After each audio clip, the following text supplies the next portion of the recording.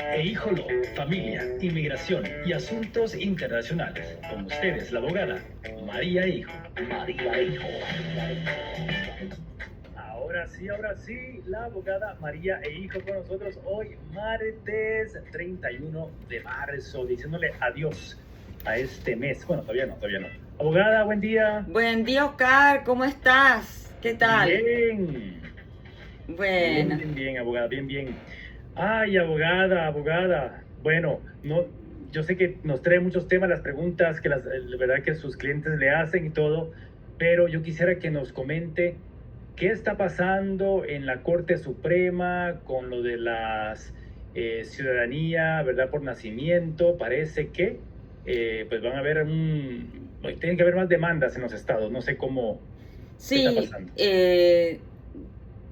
Todavía no he leído ninguna resolución respecto a eso, pero sí, el tema es que primero esto llegó a voz de todo el mundo, porque originalmente había, el primer problema era que los distintos jueces de los distintos estados podían poner medidas cautelares y que frenaban a nivel nacional las decisiones de, digamos, de la administración en este caso. Entonces, lo que pidió esta administración es decir, mira, no me parece justo que un solo juez pueda poner en pausa la política de repente del gobierno. Entonces, en ese caso es la primera instancia en la que llega la Corte Suprema, y la Corte Suprema dice no es, no lo vamos, digamos, como que no va a ser más así, y entonces cada juez tiene que hacerlo en cada caso. Claro, o sea que no están diciendo, estamos de acuerdo de que los niños pierdan su ciudadanía, lo que están diciendo la manera que se está bloqueando lo de la moción del presidente. Sí, esa es la pelea en sí misma. Ahora, eventualmente esto también llega y está muy prontito a llegar, no sé, uno de estos días, va a llegar a la Corte Suprema respecto a si todas las personas que nacen en este país por el solo hecho de haber nacido en tierra americana, si tienen derecho a la ciudadanía o no. Esa parte, Eso lo va a tener que resolver porque la Corte Suprema igual, porque esto es lo que esta administración ha llevado a eso. Ahora, está, digamos, la postura de las Cortes inferiores son de que la Constitución es bien clara, esto siempre se interpretó así, y que esto digamos, se aplica a cualquier persona. La explicación de esta administración es no se aplica a todo el mundo, esto era algo que nada más que era porque originalmente se había traído gente esclava y que no eran ciudadanos, y que en realidad lo que querían decir es que era esa gente y los hijos de esa gente los que tienen derecho a tener ciudadanía. Claro. Igual la interpretación general es que es así, y si la administración quisiera modificar eso, tendría que hacer, y la Corte Suprema falla como debería fallar, de que es inconstitucional. Para poder cambiarlo no lo puede cambiar con una ley, tendrían que cambiarlo con una enmienda constitucional, y para dar una enmienda constitucional tienen que todos los 50 estados tienen que aceptar esa enmienda y firmar. No es tan fácil conseguir una enmienda constitucional porque son muchos estados los que tienen que estar de acuerdo. Y aún suponiendo que no lo hacen por enmienda constitucional, ¿cómo funcionaría eso? ¿Habría estados que lo pueden legislar y otros que no? Entonces algunos, como está pasando con el aborto, que algunos estados dicen es legal, otros dicen que es ilegal, entonces depende en qué estado que hayas nacido, vas a ser americano o no vas a ser americano. Eso puede llegar a traer muchísimas complicaciones. Pero también yo quiero llamar la atención sobre muchas cosas que por ahí la gente no lo tiene tan presente, que es que hay muchísimas otras cosas de la ley de inmigración, que se llama la INA, Immigration and Nationality Act, que le dan derecho a ser ciudadano no solamente por haber nacido en este país. Cierto, usted lo ha mencionado aquí. Sí. Claro. Entonces, por ejemplo, vos podés haber nacido en otro país, pero vos tenés un padre que es ciudadano, Ujú. y entonces vos tenés derecho a esa ciudadanía y tu papá, si te registra antes de cierta edad y se cumplen ciertos requisitos, te puede registrar como, se llaman foreign born, como un americano, nacido americano. Como bases militares, por ejemplo, ¿no? Sí, También. o Incluso simplemente, no. suponete que vos sos un ciudadano americano, que Ujú. viviste en Estados Unidos, porque este es el requisito. Vos sos un ciudadano americano que viviste en Estados Unidos por lo menos 5 años, de los cuales 2 eras, antes de irte, te vas a vivir a Italia, por ejemplo, te vas a vivir a Italia a los 15 años, por decir algo, ¿no? Entonces, cuando llegas a Italia, después es como que te quedas viviendo ahí, te casás con un italiano, te nace un hijo en Italia, vos podés agarrar ese hijo y registrarlo en la embajada americana diciendo, este nació americano, por el solo hecho de que vos sos ciudadano americano que vivió en Estados Unidos hasta tus 15 años. Cierto. Entonces, es un chico que ni siquiera nació en Estados Unidos y tiene derecho a la ciudadanía. Entonces, eso no lo van a poder dejar de contar, digamos, Bueno, y después otra circunstancia es, suponete que vos no sos ciudadano, pero que te haces ciudadano porque tenías de repente una residencia y te convertís en ciudadano y el chico todavía es menor de 18. Bueno, ese chico va a ser ciudadano por el hecho de que vos te convertiste en ciudadano y él está acá, Es menor. claro, y es menor, y aunque estuviera fuera, vos sos ciudadano y el chico es menor, también. Suponete que, a ver, que vos te haces ciudadano cuando el chico tiene 14 años, el chico nació en Camerún y vivió siempre en Camerún, pero bueno, no importa, vos te hiciste ciudadano y antes de que el chico cumpliera 18, ese chico tiene derecho a ser ciudadano.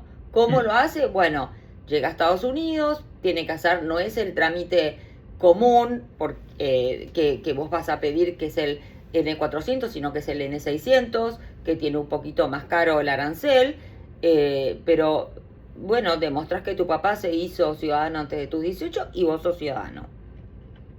Después, por ejemplo, hay gente que no sabe que si tu papá, inclusive si te trajo a vivir acá a Estados Unidos, y se hizo ciudadano y vos venís acá a Estados Unidos con un green card, desde el momento en que vos estás acá a quedarte con tu padre y sos menor de edad, aunque no hayas hecho ningún trámite, vos sos ciudadano americano. Entonces muchas veces vienen padres que me hacen preguntas respecto a sus hijos y no saben que los hijos son ciudadanos americanos y entonces se llevan una muy linda sorpresa de saber que es así. A lo mejor nunca sacaron el pasaporte porque no sabían que podían sacarlo.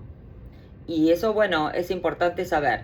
Ahora, todo eso tiene que tomarse en cuenta cuando se haga una decisión en cuanto a ese tema, ¿no? Exactamente. Ahora, en general son decisiones que tienen que haber pasado antes de la mayoría de edad, que en general son los 18.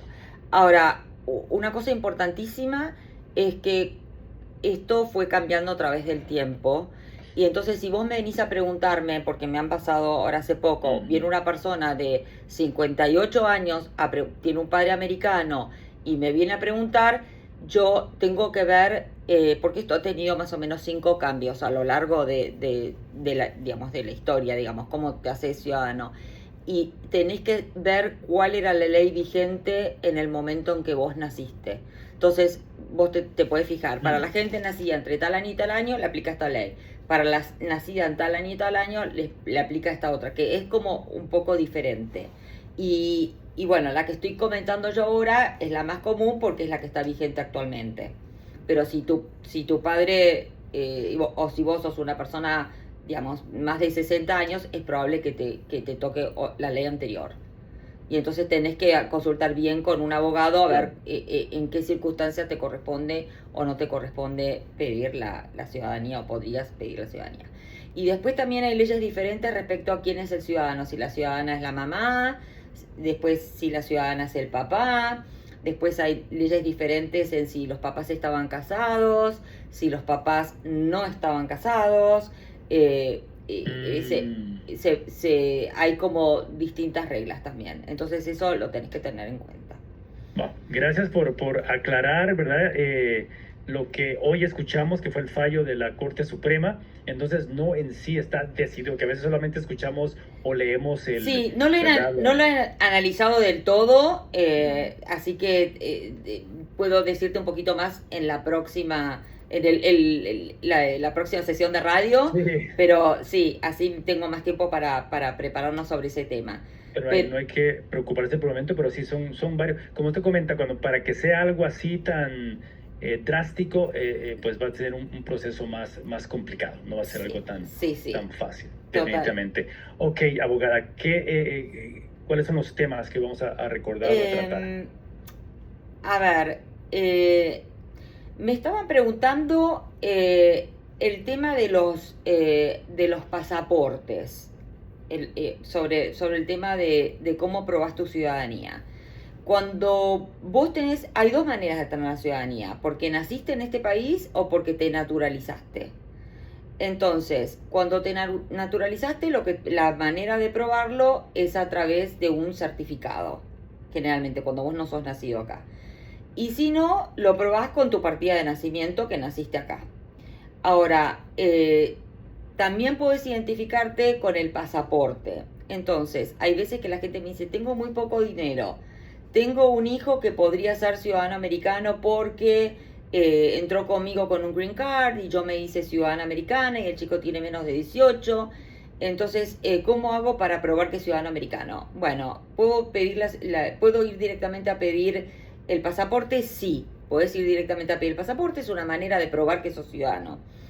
Ahora, he visto casos en que si después la persona se va del país, tienen dificultad para renovar el pasaporte y también he visto casos en que les han revocado el pasaporte. Entonces, si vos lo que querés es quedarte tranquila respecto a que esa persona que le hubiera tocado automáticamente la ciudadanía americana, yo lo que siempre sugiero es hacer un trámite de naturalización de esos que yo te mencionaba del N600. Porque una vez que vos tenés eso, para que te pueda sacar la ciudadanía cuando se te otorgó así, te la tiene que sacar un juez. En cambio, cuando vos tu única manera de probar que sos ciudadano es el pasaporte, vos saliste fuera del país, te vence el pasaporte fuera del país, querés regresar, porque esto le pasó a unos clientes que una vez me consultaron, quisieron regresar, entonces lo que les pasó fue que el consulado dijo, no voy a renovarte el pasaporte americano y para mí este pasaporte estuvo mal otorgado y se quedaron con el pasaporte y se lo cancelaron. Entonces vos te quedas con muchísimas menos armas para discutir tu ciudadanía. Entonces siempre les digo que si tienen dudas, háganlo. Y lo mismo para la gente que tiene, por ejemplo, adopciones internacionales, que tienen y han venido con green cards. Bueno, adopciones internacionales siempre les recomiendo que hagan el trámite del N600 para sacar la ciudadanía americana. Y volviendo al tema de las adopciones, hay mucha gente que me dice, ¿qué pasa si mi hijo lo adopta a alguien que es ciudadano americano? ¿Se convierte en ciudadano americano por adopción? No. Este tema digamos, de transmisión de la ciudadanía es solamente para la gente que es un hijo biológico. No se da para los hijos adoptivos. Para los hijos adoptivos hay reglas y hay que seguir las reglas de la ley. No te sirve que te adopte un ciudadano americano. De hecho, pues vos tenés un chico, imagínate un chico que entró ilegalmente a este país y lo adopta un ciudadano americano. Ese chico nunca va a poder tener un green card y nunca va a poder tener una ciudadanía porque el proceso ya lo arruinaste desde el principio. Lo que tenés que hacer es que hay que seguir el trámite que se necesita para hacer una adopción. Y el trámite depende de en qué país el chico nació. El mundo está dividido entre aquellos que firmaron la Convención de Adopción de La Haya del 61 y tenés que seguir esa convención.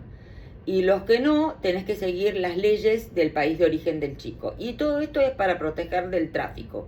Porque si no, habría gente que se te traería niños que, por ejemplo, tenía muchísimo miedo que pasara, supongamos, Ucrania, que hay muchos niños que quedan huérfanos por la guerra.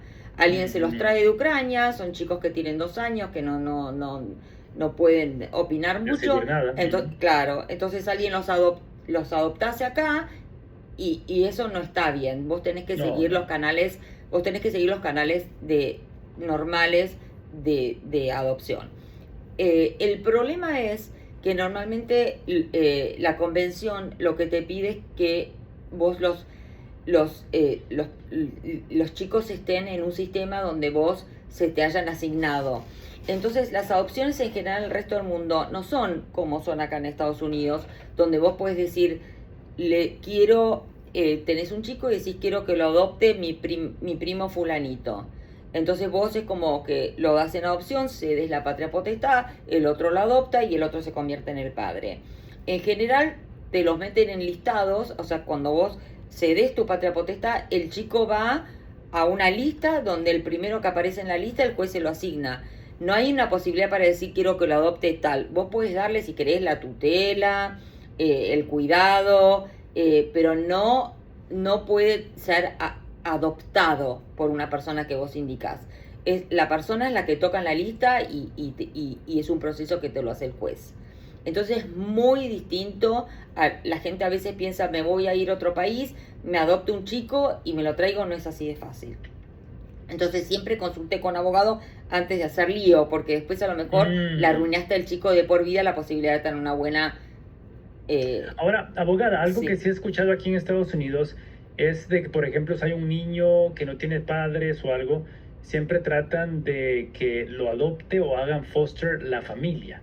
Bueno. Si hay un familiar, Entonces, ¿podría ser algo parecido si hay un niño no acompañado y hay un familiar que es ciudadano? Y no es diferente. Excepto con los casos de los militares.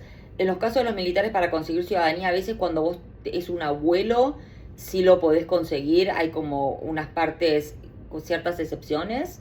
Pero en general un abuelo cualquiera no, porque se transmite del padre y no podés reclamar la ciudadanía del abuelo. Como en Europa es distinto. Hay muchísimos países que vos podés reclamar la ciudadanía. Por ejemplo, en Inglaterra reclamas la de tu abuelo, en Irlanda lo mismo, lo podés hacer en muchos países, en Italia lo mismo. Hay muchos países donde vos tenés un ancestro, no necesariamente es tu padre, y vos podés reclamar la ciudadanía. Acá no, acá en Estados Unidos no es así. Y lo que es irónico es capaz que a veces pasa que el chico no estuvo reconocido en su partida de nacimiento, ¿no es cierto? Okay. Porque a veces, qué sé yo, el papá no lo reconoció o por lo que fuera. Pero sí hay un proceso en el que se puede hacer un análisis de ADN y si se prueba que el padre es igual al padre, entonces sí, aunque no esté originalmente en la partida de nacimiento, sí puede obtener la ciudadanía. El periodo en que se puede hacer con el padre es un poquito más corto que con la madre, hay un poquito de diferencias con eso, pero sí hay diferencias aunque el chico no esté formalmente reconocido en la partida de nacimiento. Bueno, y otros temas de inmigración y verdad toda esta complejidad puede tratarlo con la abogada María e Hijo, que ahora pues el equipo ha crecido. Abogada, sí. Cuéntanos un poquito acerca del equipo. Porque, bueno, en el equipo la tenemos a la abogada Lauren Jackson, que habla perfecto español. Tenemos una paralegal nueva que se llama Lupe Yepes, que habla también perfecto español. La tenemos a Cheyenne, que habla perfecto español también. Lo tenemos a Brandon. Brandon nos está ayudando más que nada con los temas de criminales y con los temas de familia. Uh-huh. Bueno, por supuesto que todos hacemos todo, pero Lauren también trabaja muchísimo, más que nada en corte, en apelaciones, pero también ayuda en familia y también ayuda en custodia y también ayuda en los trusts. O sea que el otro día estábamos hablando de los fideicomisos, sí, y cómo proteger tus bienes. Ella también ayuda en eso. Así que sí, a medida que vamos nosotros creciendo y vamos haciendo más cosas, vamos repartiendo un poquito más en qué otras cosas nos pueden ayudar. Brandon también nos está ayudando a hacer lo que se llama cobranzas, gente que por ahí no te paga y tenés que hacerle un juicio para cobrar, tenés deudas. Oh, qué bueno, okay. Ese tipo de cosas estamos haciendo bastante. Y bueno, así que estamos, sí, creciendo con el equipo y también creciendo en lo que hacemos, ¿no? Yo creo que inmigración es una cosa que tiene muchísimas necesidades Sí. que están muy atadas, porque hay un nexo bastante grande entre familia y inmigración, porque, por ejemplo, bueno, ahora estamos hablando de la adopción, pero también respecto a la custodia, vos tenés que tener una custodia o hacer un juicio de custodia para poder hacer un estatus juvenil. Después, por ejemplo, para que alguien te pueda pedir, tenés que estar, de una esposa te pueda pedir, muchas veces nos pasa que tienen que estar casados y a veces están simplemente juntados y no se pueden casar porque no tienen un divorcio del matrimonio anterior. Entonces nosotros también podemos ayudarlos a hacer el divorcio del matrimonio anterior, que por supuesto es muchísimo más fácil si tenés un matrimonio de común acuerdo, a veces no, porque no están de acuerdo en cómo, en cómo, sobre todo en cómo se separan los bienes y esas cosas. Algunos matrimonios son más fáciles porque a lo mejor nunca tuvieron hijos, entonces no están discutiendo custodia y simplemente tuvieron pocos años y no tienen muchos bienes juntos. Esos son los casos más fáciles de todos y te puede salir en, como mucho en 2 meses, un divorcio así si están los dos de acuerdo. Y después el tema criminal, que yo siempre lo menciono, que no era un tema que por ahí estaba tan en el candelero porque no había tanta remisión por ahí a nivel nacional de cuando vos tenías un problema, digamos, criminal, no te mandaban tan fácilmente a juicio de deportación o hacían más la vista gorda. Hoy normalmente lo que te pasa es que si vos vas preso, lo primero que hacen es llamar a ICE. Entonces, ahí se llama Crimigration, que es como toda esa zona donde la parte, digamos, criminal te afecta muchísimo a lo que puedes hacer en inmigración. Entonces, como ahí se superponen en muchísimos casos, es muy importante que si vos sos un extranjero, no solamente si entraste ilegal, estamos hablando, aunque tengas un green card, aunque tengas una residencia legal permanente, es muy importante que no vayas a ver a cualquier abogado criminalista, vayas a ver uno que sepa sobre gente que no es ciudadana, sobre extranjeros, porque tienen reglas distintas en un montón de cosas. Y a lo mejor vos por llegar a un acuerdo, de repente tu abogado te dice, no, firma acá un acuerdo que te dejo la sentencia en suspenso, salís mañana, aceptás lo que se llama un alegato de culpabilidad, un plea agreement, y al día siguiente te están deportando. O a lo mejor esperás 3 años más y el día que querés pedirte de repente una residencia, te la van a negar, o querés pedirte una ciudadanía y te la van a negar. Entonces, cosas que a lo mejor son muy pequeñas, pequeños misdemeanors que en algún momento pasarían desapercibidos, hoy los están implementando a rajatabla. Y otra cosa también que es nuevo, que yo estaba muy contenta también que eso va a venir, que es la parte del sellado, que es una ley nueva que empieza en julio en Estados Unidos, que empieza en julio acá en Virginia, no en Estados Unidos porque estas leyes son locales. Bueno, realmente está buenísimo que vos puedas después de determinado tiempo, en algunas circunstancias, casos en que fuiste culpable, poder borrarlos de tu y no te queden para toda la vida metidos ahí como tus antecedentes penales, porque te puede afectar de repente para conseguir un trabajo. Por supuesto que hay algunos que no se van a salir, más que nada a los efectos, digamos, de lo que yo estoy diciendo. Si vos tenés un aggravated felony, por supuesto que no, que eso no se pueden borrar. Pero lo lindo que de la diferencia de lo que había antes, que era nada más que el expungement, que para el expungement vos te tienen que haber tenido una no culpabilidad. Por ejemplo, tiene que ser o porque tuviste un nolle prosequi, que es cuando el fiscal no quiere proseguir, o porque tuviste un dismissal, que es una desestimación. Ahí vos podés tener un expungement. Ahora, si te encontraron culpable, no podías tener expungement. Ahora con el sealing tenés culpabilidad y podés sellarlo como si no estuviera en tu criminal record. Eso es tremendo. Es bueno.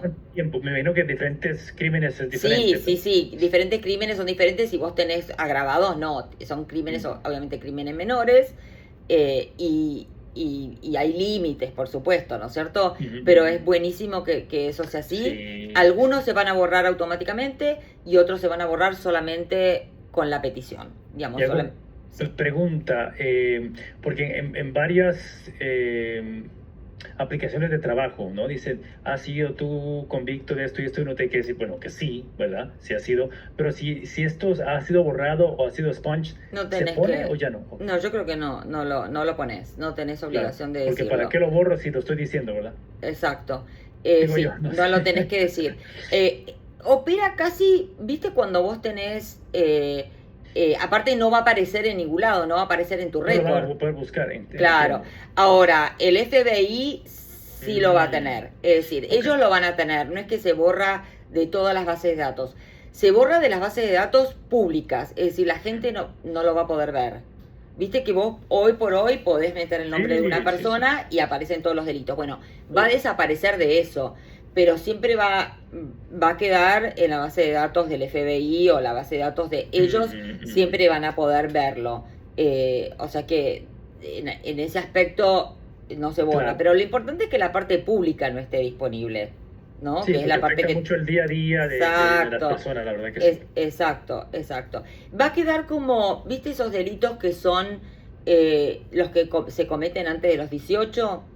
Que es como que son... Sellados. Claro, que son sellados, va a ser igual, como si lo hubieras cometido entre los 18. Entonces buenísimo. Nadie va a poder verlos. Abogada, vamos a recordar su número de teléfono para que hagan esa cita, 804-292-9690. Lo digo despacito porque me equivoco, no sé qué número es el que se me equivoca, pero 804-292-9690. Cuando uno llama allí, por ejemplo, en horas no hábiles, porque de repente llamo a las 6, 7 de la noche, dejo mensaje, ¿qué información necesito dejar? Bueno, a veces, esto es irónico, a veces yo me quedo trabajando toda la noche o es un fin de semana y a veces atiendo yo. A veces atiendo yo y te voy a pedir estos datos. Tu nombre. Mejor, entonces llamar en la noche porque no siempre. No llamen en la noche. No siempre porque a veces estoy trabajando y escucho que suena y no atiendo porque si no termino de hacer lo que estoy haciendo, me puedo ir nunca a casa. Pero sí, necesitan dejar su nombre, su teléfono para poder llamarlos de regreso y más que nada, ¿por qué tema están llamando? Porque si hay casos en que es mucho más urgente. Si vos tenés un pariente que está detenido, tu urgencia para tener una cita es muchísimo más rápida. Pero en general el nombre y el número de teléfono es lo que nosotros les pedimos. Pero igual si no, traten de llamar de 9 a 5 de lunes a viernes. Y es la mejor manera de contactarnos. Claro, no digan, llámeme al número que aparece ahí. Sí, no, mucha gente hace eso y y es complicado. Es preferible no dejar mensaje y es preferible volver a llamar después en horario hábil porque entonces nosotros ahí podemos ver cuál es un horario mutuo para arreglar y sobre todo, depende del tema, puede tener más o menos urgencia para reunirse conmigo. Abogado, me acuerdo que al principio se podían hacer citas en línea. ¿Sigue siendo teniendo sistema? No lo estoy haciendo en línea más, no por el momento, porque no tenía bien arreglado, digamos, los espacios, entonces tengo que volver a arreglar. Técnicamente eso no me estaba funcionando muy bien. Claro, porque es más flexible, ahora hace tanto, no es tan riguroso esto de inmigración. No, porque a veces lo que me pasaba es que me ponían una audiencia, que a veces te pasa, una audiencia de familia, una audiencia, entonces, y yo tenía una cosa fijada para un cliente y no era tan fácil después cambiarlo. Así que por ahora no lo tengo, voy a ver si lo puedo de alguna manera, si se puede implementar y no me haga conflicto con las audiencias, ¿no? Pero... Excelente. Bueno, todos directamente 804-292-9690. Última pregunta. ¿Pueden ir a la oficina o es siempre preferible mejor llamar antes de ir? Sí, siempre mejor llamar antes de ir. Ahora, si vos vivís lejos, por ejemplo, ahora me acaba de llamar una persona que vive en Charlottesville y me dice, bueno, yo no voy a ir para la consulta, preferiría hacerlo yo remoto. Le digo, bueno, perfecto, se puede hacer o por teléfono o se puede hacer por videoconferencia. Cualquiera de las dos está perfecto.